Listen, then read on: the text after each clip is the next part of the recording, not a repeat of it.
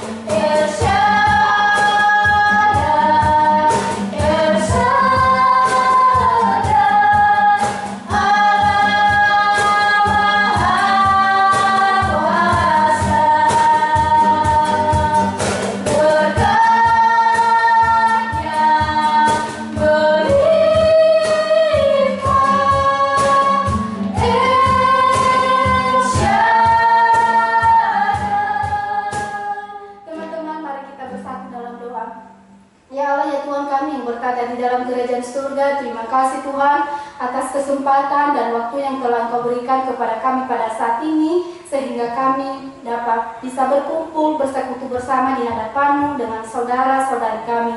Terima kasih Tuhan, pada saat ini kami akan menyerahkan ibadah kami dari awal, pertengahan hingga pada akhirnya. Biarlah Tuhan yang terus memberkati kami, biarlah Roh Kudus Tuhan yang terus membuka setiap hati kami anak-anak-Mu, sehingga kami bisa mengerti maksud Tuhan di dalam setiap kehidupan kami anak-anak-Mu. Engkau pakailah kami Tuhan, jadikanlah kami alat-Mu untuk memberitakan kebenaran firman-Mu. Kami serahkan hidup kami ke dalam tangan-Mu Tuhan.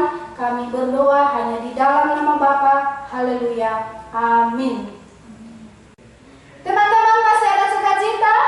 Amin. Pada saat ini kakak akan mengundang teman-teman untuk bangkit berdiri. Mari kita memuji nama Tuhan. Mari kita menyanyikan satu lagu pujian, Hidup Tanpa Yesus Seperti Dona.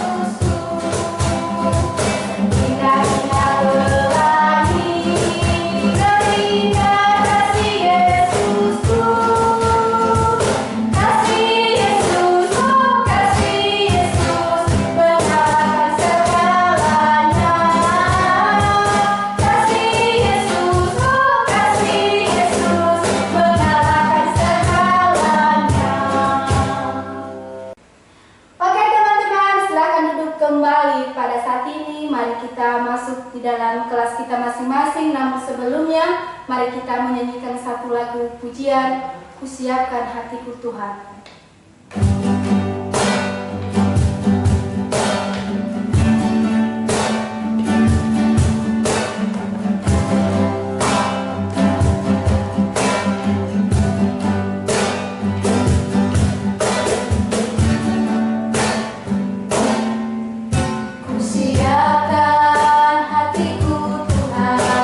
Ku dengar firman-Mu,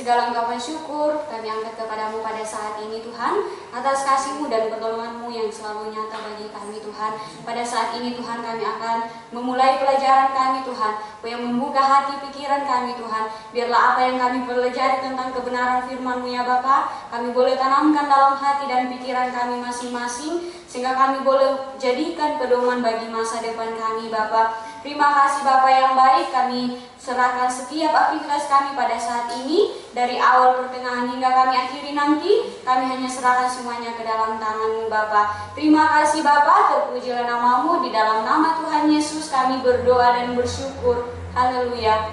Amin. Selamat belajar, Tuhan Yesus memberkati. Halo, Shalom adik-adik yang terkasih di dalam nama Tuhan Yesus Kristus. Senang berjumpa lagi dengan adik-adik semua. Apa kabar adik-adik semua? Kakak berharap adik-adik tetap dalam keadaan sehat, sukacita, dan penuh semangat. Adik-adik, walaupun pembelajaran kita lewat online, tapi kakak percaya itu semua tidak mempengaruhi semangat adik-adik untuk terus belajar. Pada saat ini adik-adik tidak terasa kita sudah sampai di pertemuan yang kelima atau pembelajaran yang kelima. Sebelum kita memulai pembelajaran kita, terlebih dahulu kita buka Alkitab kita. Bacaan Alkitab kita pada saat ini terambil dari Kitab Ayub pasal 1 ayat 1 sampai 22. Kitab Ayub pasal 1 ayat 1 sampai 22. Di ayat yang ke-21 kakak akan baca buat kita semua. Katanya, dengan telanjang aku keluar dari kandungan ibuku, dengan telanjang juga aku akan kembali ke dalamnya. Tuhan yang memberi, Tuhan yang mengambil, terpujilah nama Tuhan. Pernyataan iman Ayub mengandung arti bahwa hidup adalah milik Allah. Hidup adalah milik Allah. Karena dengan iman kita senantiasa menyerahkan segala perkara kita dalam hidup kita kepada siapa? Yaitu kepada Allah. Jadi hidup yang beriman adalah hidup yang bergantung penuh kepada kekuatan Allah. Bukan dengan kekuatan kita, bukan dengan pengertian kita sendiri, tetapi kita bergantung penuh kepada kekuatan Allah. Lalu bagaimana cara kita melihat iman seseorang?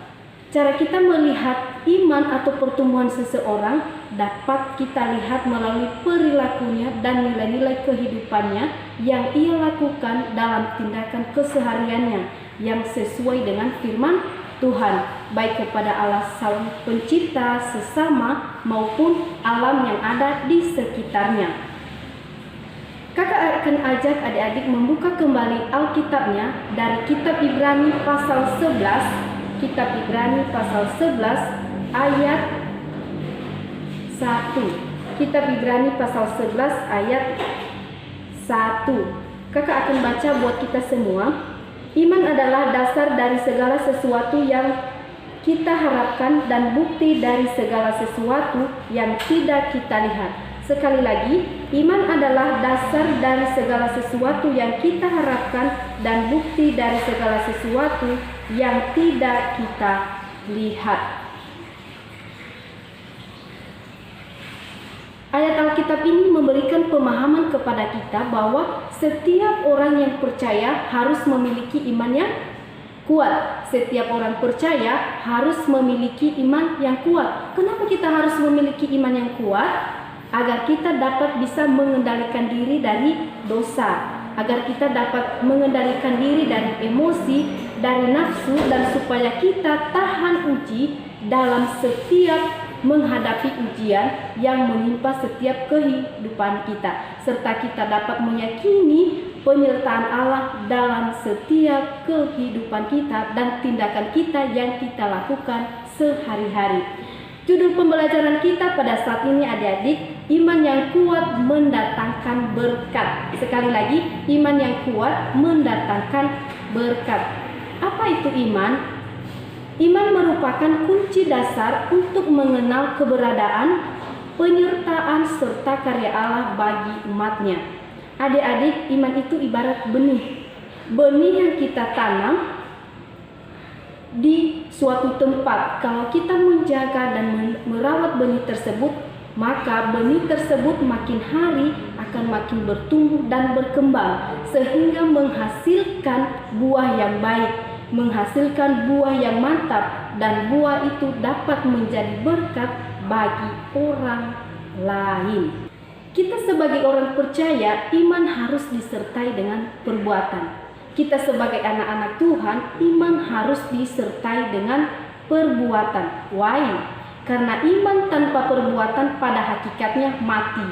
Iman tanpa perbuatan pada hakikatnya mati.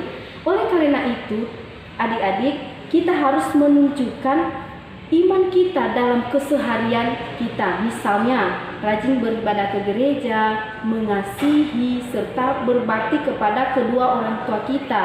Karena orang tua kita wakil Allah di dunia ini. Menyayangi saudara-saudari kita, mendoakan teman-teman kita yang sedang membutuhkan pertolongan, dan sebagainya.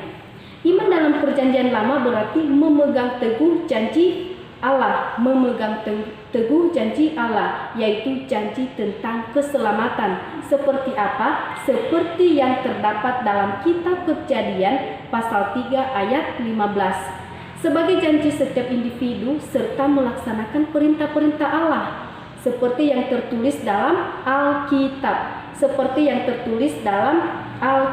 Sementara dalam perjanjian baru, iman berarti mempercayai sesuatu sebagai hal yang benar dan nyata. Jadi beriman kepada Allah harus benar-benar bergantung kepada kekuatan Allah.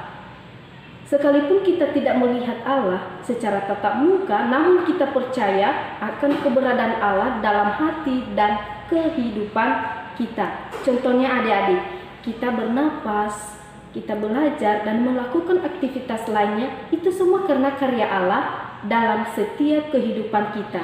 Jadi adik-adik, sekalipun kita tidak bisa melihat secara langsung Allah itu, tetapi kita merasakan kehadirannya dan pemeliharaannya dalam setiap kehidupan kita.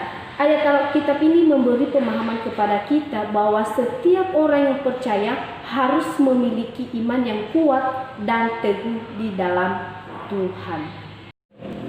Di bagian C dikatakan campur tangan Allah dalam kehidupan kita.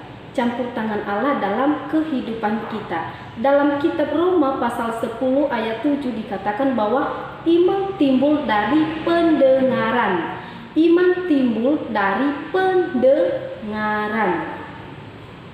Pendengaran oleh apa? Pendengaran oleh firman Allah. Jadi iman kita kepada Allah artinya bersungguh-sungguh mendengarkan firman-Nya, bersungguh-sungguh dalam melakukan setiap firman-Nya, bersungguh-sungguh dalam melakukan setiap perintah-Nya yang telah Dia berikan kepada kita lewat firman-Nya. Apa janji Allah kepada kita yang beriman atau kepada anak-anaknya yang beriman dan taat kepadanya? Janjinya yang pertama, Allah membantu kita dalam menghadapi setiap pergumulan kita. Artinya pertolongan Allah itu tidak pernah terlambat dalam setiap kehidupan kita.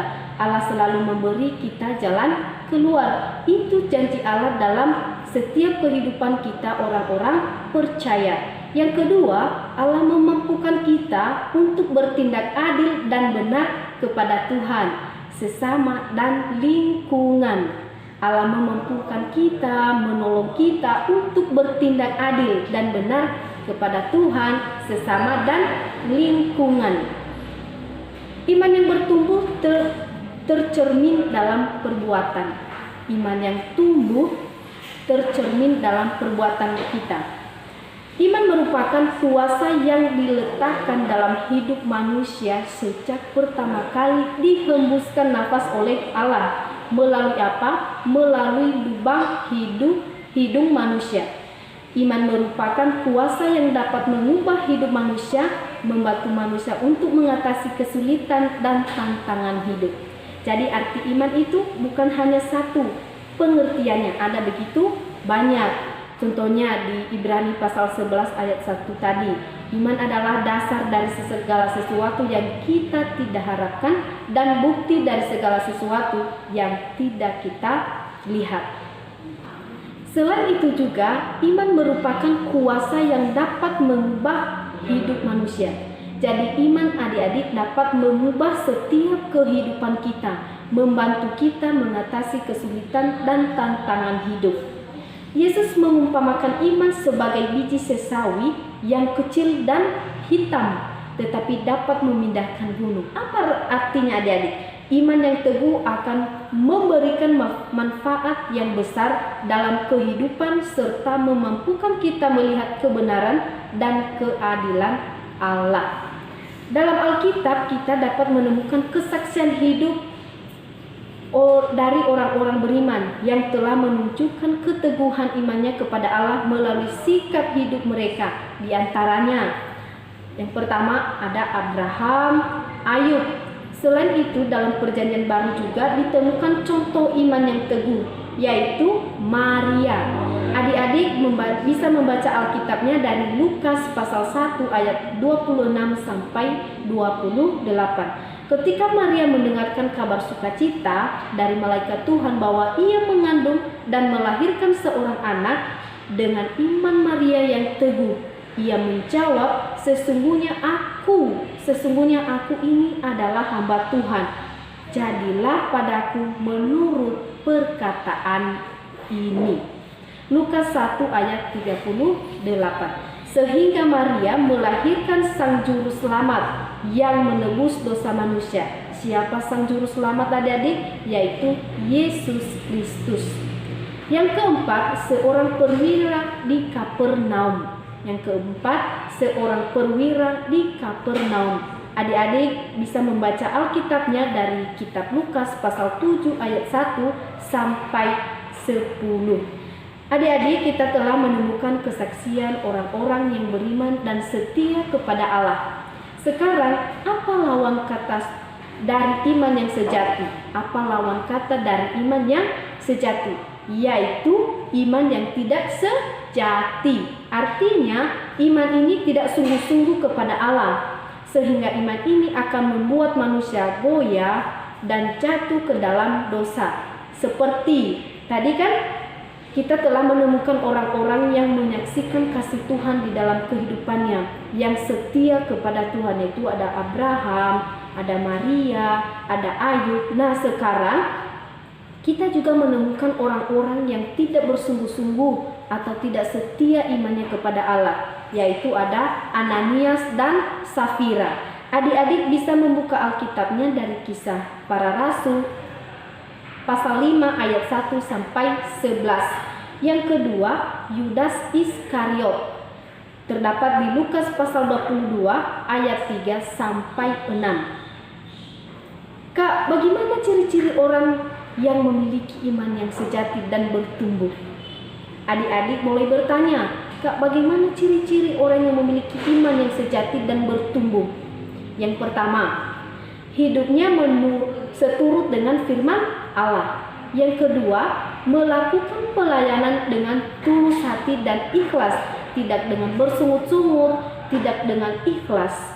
Kalau kita melakukan pelayanan dengan tulus dan ikhlas, pasti pelayanan yang kita lakukan akan menjadi berkat bagi orang lain yang ada di sekitar kita. Yang ketiga, memiliki kepedulian dan kasih terhadap Allah. Memiliki kepedulian dan kasih terhadap Allah, sesama dan lingkungan.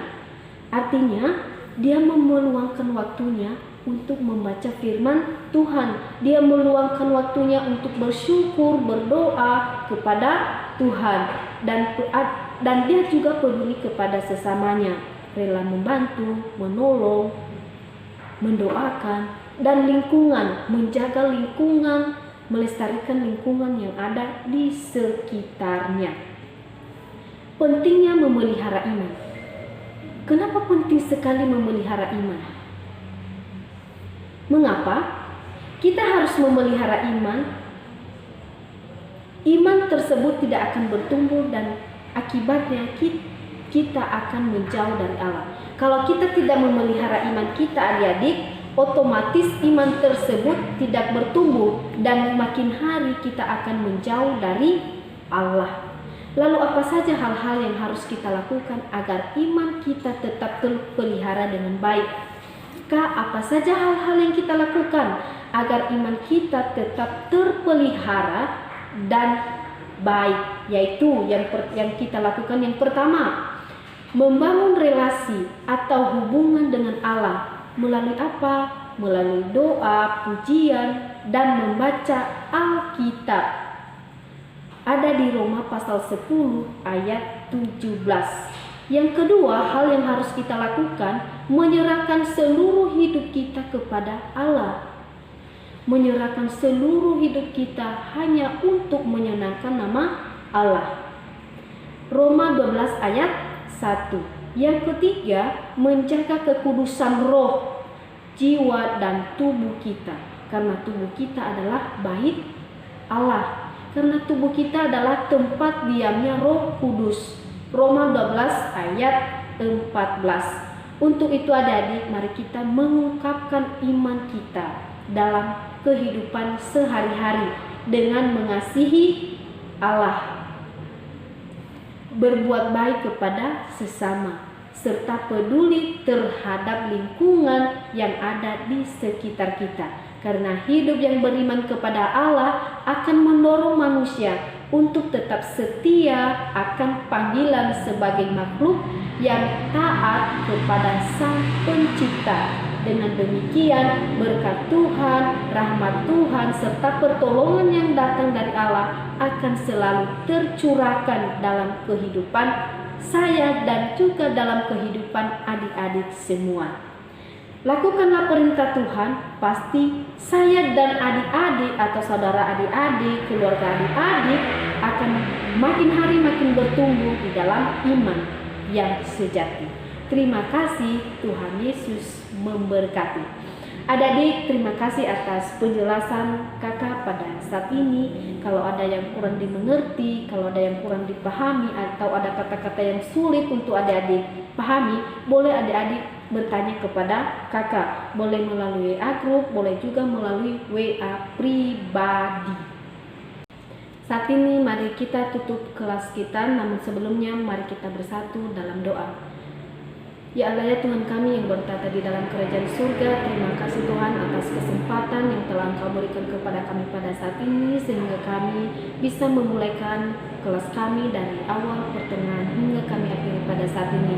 Biarlah kebenaran firman-Mu yang telah kami baca, yang telah kami dengar Tuhan, dan pembelajaran kami juga yang telah kami belajar bersama-sama, kami dapat memahami, mengerti, dan dapat mengaplikasikannya di dalam setiap kehidupan kami. Mampukanlah setiap kami Tuhan untuk melakukan kebenaran firman-Mu. Engkau jadikanlah kami anak-anak yang takut akan Engkau, yang berbakti kepada orang tua, sehingga dimanapun kami berada Tuhan, kami dapat menjadi berkat bagi orang-orang yang ada di sekitar kami. Kami serahkan hidup kami selanjutnya ke dalam tangan-Mu. Biarlah Roh Kudus Tuhan yang terus memimpin, menuntun setiap kami. Di dalam nama Bapa kami telah berdoa dan mengucap syukur, haleluya, amin. Terima kasih, Tuhan Yesus memberkati. Selamat belajar, dah.